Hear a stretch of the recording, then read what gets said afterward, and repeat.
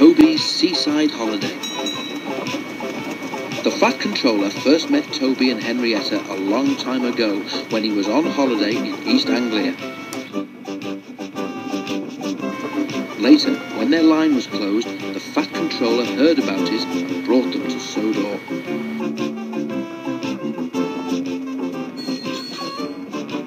Before that, Toby had worked at a harbour with several of his brothers. The harbour had been busy and the engines were kept bustling about, but Toby never really had a chance to exercise his pistons properly until he had his own line to run on. One day, Toby was resting alone in the shed at Farquhar. That morning, Percy had been talking about the harbour at Knapford. Toby remembered the old days when he had worked at a harbour too. I'm too old now to dash about like I did then, he thought. Backwards and forwards all day long, between the harbour and the big station, with never any chance of a holiday. But I did go to the seaside once, he remembered. For a while, anyway. His driver and fireman had been so excited when they came to work one day.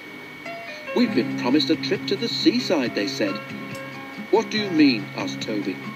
"There's a seaside village near here," explained the driver, "where they have a festival each year. Lots of people come to it, and one of the organisers thinks it would be a good idea to have a display of engines at the station as an extra attraction. And you, Toby, are to be one of them." Toby went to the shed at the big station. He was given new paint, a new bell, and his brasswork was polished until his driver could see himself in it. "You haven't looked so smart for years," he said. "I nearly didn't recognise you." They set out for the junction where the branch line to the village began. As they arrived, a train came in from the branch. The engine was younger than Toby, but he was dirty, his rods clanked, and steam leaked from everywhere. "The poor engine," said Toby. "Can I help pull his next train to the seaside, please?" The station master agreed, so Toby was coupled in front.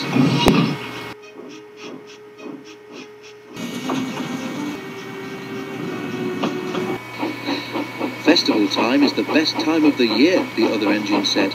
"Lots of extra trains and visitors. I expect you'll be able to stand on the long carriage siding." They soon reached the seaside station, where the station master came out to meet them. He was surprised to see Toby. He stared, frowned, and went away, shaking his head. Next day, Toby was excited. He woke early and saw the sea sparkling in the distance. White birds wheeled and swooped overhead, making loud, mewing noises. "I wonder what they are," thought Toby. "I must ask my driver when he comes." But his crew arrived looking glum. "It's all off, Toby," his driver said. "They say there's nowhere for you to stand." "But what's wrong with where I am?" wailed Toby.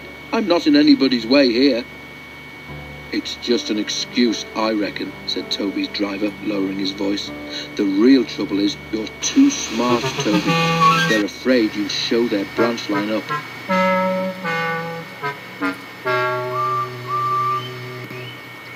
Just then, a door banged. Toby jumped. "Wake up, Toby," smiled his driver. "Time to get back to work." Toby sighed as he moved from the shed. "Well, I did get to the seaside," he murmured, "even if it wasn't for long.